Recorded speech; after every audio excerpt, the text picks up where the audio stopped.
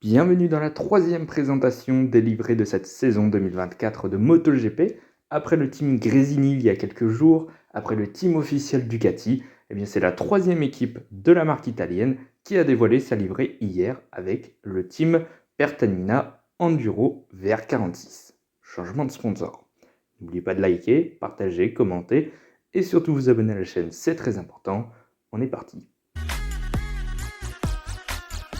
La voilà, cette toute nouvelle livrée de l'équipe VR46 qui change de sponsor titre. C'était Mouni depuis 2022. Et bien maintenant, place à l'entreprise indonésienne Pertamina qui est basée dans le pétrole et tout ce qui est gaz et qui d'ailleurs sponsorise une autre équipe du côté du Moto2 avec l'équipe SAG. Qui dit nouveau sponsor titre dit nouvelle livrée et donc le team VR46 passe du noir au jaune et blanc.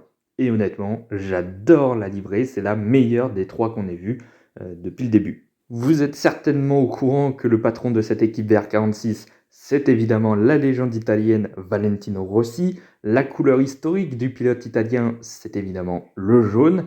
Couleur qui n'avait pas été très présente finalement sur les livrets de 2022 et 2023. C'était surtout du noir avec un petit peu de jaune. Et encore, il y avait encore moins de jaune sur la livrée de 2023. Et bien cette année, changement, la moto est beaucoup plus jaune que ces dernières années. Et ça, c'est plutôt cool parce que le patron, c'est Valentino Rossi, sa couleur, c'est le jaune. Donc ça me semblait logique que finalement la moto de Valentino Rossi, enfin les motos de Valentino Rossi, aient un minimum de jaune. Et ce sera le cas cette année. On a également le noir qui disparaît complètement de la moto pour faire place au blanc. Donc ouais, une moto en jaune et blanc, franchement, c'est pas dégueulasse. Personnellement, j'aime bien la livrée, voire même très bien.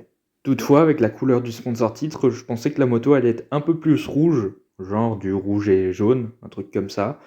Non, finalement, ils se sont restreints finalement que au logo du sponsor titre et ils ont préféré peindre la moto en blanc plutôt qu'en rouge. Et ça va très bien. Alors maintenant, qu'attendre de cette équipe VR46 pour la troisième saison en MotoGP? Vu l'évolution qu'il y a eu en 2023, je peux vous dire que l'équipe VR46, elle va compter cette saison. Ils vont bénéficier à nouveau d'une très bonne moto avec la Desmosedici GP23, donc la moto de l'année dernière, qui est très performante et je pense que la KTM ou la Aprilia de 2024 n'atteindra presque pas la performance de la Ducati de 2023. Donc encore une fois, ils pourront se battre pour des victoires, au moins au début d'année. Peut-être que ce sera un petit peu plus compliqué en fin d'année, parce que il y a la Desmo GP24 déjà, et puis que les autres motos vont progressivement revenir sur les performances de la GP23, je pense. Malgré le départ de Luca Marini, le demi-frère de Valentino Rossi, ils ont quand même recruté Fabio Di Antonio qui a fait une fin de saison 2023 très prometteuse. Donc au final, sur le papier, ils ont un duo très solide, un duo qui a gagné des courses, tous les deux, l'année dernière. Et ça compte. On peut donc penser que l'équipe VR46 sera finalement comme en 2023, très présente en début d'année et qu'elle pourra gagner quelques courses. Je pense notamment avec Marco Bezzecchi, qui est en grande progression depuis ses débuts en MotoGP en 2022. Donc je pense qu'il peut faire encore mieux que ce qu'il a fait cette année, même si c'est assez compliqué parce qu'il a déjà fait une très belle année. Avec le complément de Fabio Di Giannantonio, s'il reste sur ses performances de la fin de saison dernière, je peux vous dire qu'en début de saison, il va falloir bien regarder cette équipe vers 46 qui pourrait gagner plusieurs courses comme elle l'a fait l'année dernière. Maintenant, attention, parce que cette année, je sens que la concurrence, elle va être encore plus forte qu'en 2023. Il va y avoir les deux Ducati officiels à regarder. Il y aura la Pramac de Rollray Martin, mais il y aura aussi la Gresini de Marc Marquez et pourquoi pas même Alex Marquez. Donc au sein de cette marque Ducati, il va y avoir beaucoup de concurrence. L'année dernière, Gresini était peut-être un petit peu plus faible, alors que cette année, rien qu'avec le recrutement de Marc Marquez, ça fait un candidat en plus pour la victoire. Donc ça va peut-être être un petit peu plus difficile pour cette équipe VR46 de gagner. Mais bon, vu le talent de ses pilotes et notamment de Marco Bezzecchi, je me fais aucun doute que l'équipe de Valentino Rossi remportera au moins 2 voire même 3 Grands Prix dans l'année, si ce n'est plus. En fait, on a encore une inconnue pour le moment, c'est la compétitivité de la grille. Qui sera tout devant, qui sera tout derrière? Parce que au sein de cette équipe VR46, on a le talent avec les pilotes, notamment Marco Bezzecchi. Alors, je ne suis pas encore super certain sur DJ Antonio. J'attends de voir parce que il s'est mis à performer au moment où il avait besoin d'un guidon, donc J'attends de voir. On a aussi une équipe qui est très bien structurée, avec un patron qui est un ancien champion, un grand champion de la MotoGP. Donc là, je pense qu'on peut très difficilement avoir mieux que Valentino Rossi. Puis même au management, Pablo Nieto, ça se passe très très bien. Son ami Ucho Salucci. Donc le management est très très bien, ça s'entend très bien. Donc au niveau du management, c'est parfait. Et puis au niveau du matériel, c'est une Ducati, donc il n'y a pas trop d'inconnus là-dessus, hein. La Ducati, elle va être encore très très performante cette année. Il n'y a pas de doute. Même la Desmo GP23. Alors maintenant, de là à ce que l'équipe VR46 puisse se battre pour le titre mondial avec les pilotes, par exemple avec Marco Bezzecchi, j'irai peut-être pas jusque-là. Je pense qu'il en manque peut-être encore un petit peu déjà à Bezzecchi, mais aussi peut-être à l'équipe avec la moto qui sera moins performante normalement que la Desmo GP24. Donc déjà le team officiel sera probablement devant, ne serait-ce qu'avec Bagnaia. Maintenant, ils peuvent encore faire un très gros résultat au championnat des pilotes, comme ils ont fait en 2023. Ouais, un top 5, top 3 au championnat des pilotes, c'est totalement possible. Par contre, au championnat des équipes, tout dépend du niveau aussi de DJ Antonio aussi, mais ils peuvent potentiellement se battre pour une bonne place aussi dans ce championnat par équipe. Donc à voir, en tout cas, vers 46, je pense que c'est une équipe qui va compter en 2024. Il n'y a quasiment aucun doute.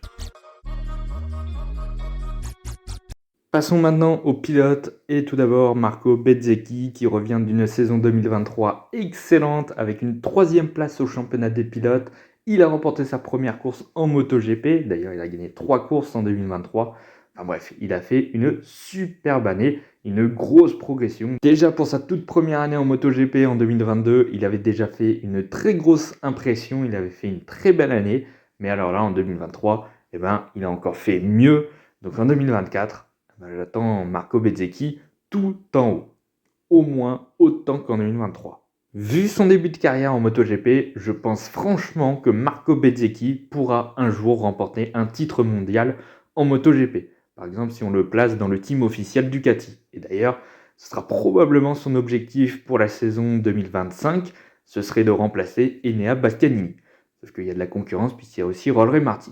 Personnellement, tout ce que j'attends de Marco Bezzecchi, c'est qu'il gagne plusieurs courses dans cette saison 2024, qu'il porte assez haut cette équipe VR46, évidemment qu'il batte aussi son coéquipier Fabio Di Giannantonio, qui sur le papier est quand même un peu plus faible que le pilote italien Marco Bezzecchi, et puis aussi qu'il soit un peu plus régulier. Je pense que c'est la seule chose qui lui a manqué en 2023, c'est le problème que s'il n'est pas dans les 3 premiers, par exemple, il n'est pas dans le top 5, ou rarement. Voilà, il y a des courses où elles se sont faites sans lui, où il a fini à des 8e places, 9e places, des choses comme ça. C'était un petit peu plus compliqué des fois, et ça me fait penser un petit peu à la saison 2022 d'Enea Bastianini, chez Gresini, où en début de saison, il s'est vraiment bien montré, comme Bezzecchi en 2023, il a même mené le championnat du monde, comme Bastianini d'ailleurs en 2022. Il a gagné plusieurs courses, sauf que entre ces victoires, il y avait des courses où on ne voyait pas forcément Marco Bezzecchi, comme Bastianini. Donc ouais, franchement, si Marco Bezzecchi il arrive à gagner plusieurs courses en 2024, qu'il arrive à être plus régulier, plus haut dans les classements, dans des courses où il ne peut pas gagner, ou même s'il ne peut pas faire de podium, au moins faire une belle position, franchement, je pense que ce sera déjà une très belle année, une année réussite. Je suis étonné pour le moment qu'il n'y ait pas eu de rumeurs sur un Marco Bezzecchi dans le team officiel. Alors pour 2024, c'était peut-être un peu trop tôt, mais franchement, il a totalement le talent pour rentrer dans l'équipe officielle aux côtés de Bagnaia en 2025.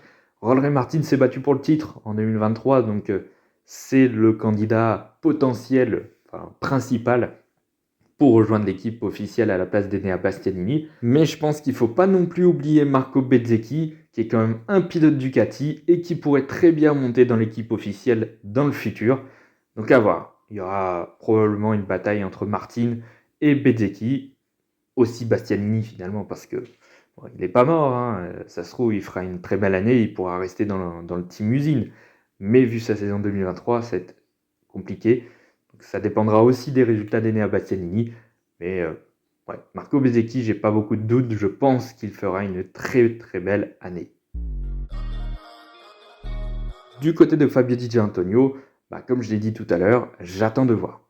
parce que sa fin de saison 2023 a vraiment été très bonne. On a vu une grosse évolution entre début de saison où il se battait pour essayer de grappiller quelques petits points de temps en temps sur certaines courses, en fin de saison se battre pour des podiums et même des victoires. D'ailleurs, il a remporté le Grand Prix du Qatar, ce qui était totalement improbable en début d'année. Jamais on n'aurait pensé de Fabio Di Giannantonio qu'il aurait pu se battre pour des victoires, franchement. Donc je ne sais pas trop où me positionner parce que Didier Antonio il a commencé à performer pile poil au moment où il a perdu son guidon chez Gresini au profit de Marc Marquez. Donc je me dis peut-être qu'il en a fait plus pour rester en MotoGP en 2024 et qu'il va se reposer un petit peu sur ses lauriers sur cette saison. Donc voilà, je reste encore calme sur le niveau de Fabio Di Giannantonio. Mais honnêtement, s'il continue sur sa fin de saison 2023, peut-être qu'il a trouvé aussi un truc pile poil au moment où il a perdu le guidon, hein, c'est possible aussi. Mais s'il garde son niveau de 2023, de la fin de saison, il faudra compter aussi sur lui pour faire de très très belles courses. Et pourquoi pas, au final, faire un très beau classement au championnat des pilotes. Alors de là à challenger Marco Bezzecchi, je n'irai peut-être pas jusque-là parce que je pense que sur le papier, Bezzecchi est quand même plus fort que Didier Antonio. Mais voilà, s'il fait la même fin de saison 2023, mais sur toute l'année 2024, ça peut faire un très très beau championnat. Et il aurait totalement sa place en MotoGP, c'est clair. Vu son niveau de fin de saison, c'est clair qu'il mérite un guidon pour cette saison. Maintenant, il ne faudra pas retomber dans ce qu'il a fait en début d'année où c'était vraiment pas terrible. Je ne sais pas finalement quoi attendre de Fabio Di Giannantonio. Ça dépendra de son niveau. S'il a le niveau de fin de saison 2023, clairement, j'attends de lui qu'il se batte pour des podiums beaucoup plus souvent. Pourquoi pas aller gagner plusieurs victoires cette saison comme Bezzecchi.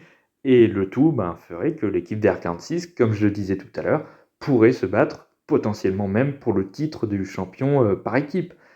Donc voilà, moi, c'est un petit peu l'inconnu dans cette équipe VR46, c'est Fabio Di Giannantonio. Est-ce qu'il aura le talent qu'il a eu en fin de saison ou est-ce qu'il va rester comme il l'a fait en début de saison? À voir. Je ne suis pas encore très sûr. Voilà, c'est la fin de cette vidéo. Merci d'avoir écouté jusque-là. N'oubliez pas de liker, partager, commenter et surtout vous abonner à la chaîne, c'est très important comme d'habitude. Nous, on se retrouve dans 2 jours pour pour le prochain dévoilement de la livrée du team américain Trackhouse. Oui, il y a 2 jours, j'ai dit que c'était déjà Trackhouse la prochaine vidéo. J'avais oublié le team VR46. Donc là, on va avoir une autre moto.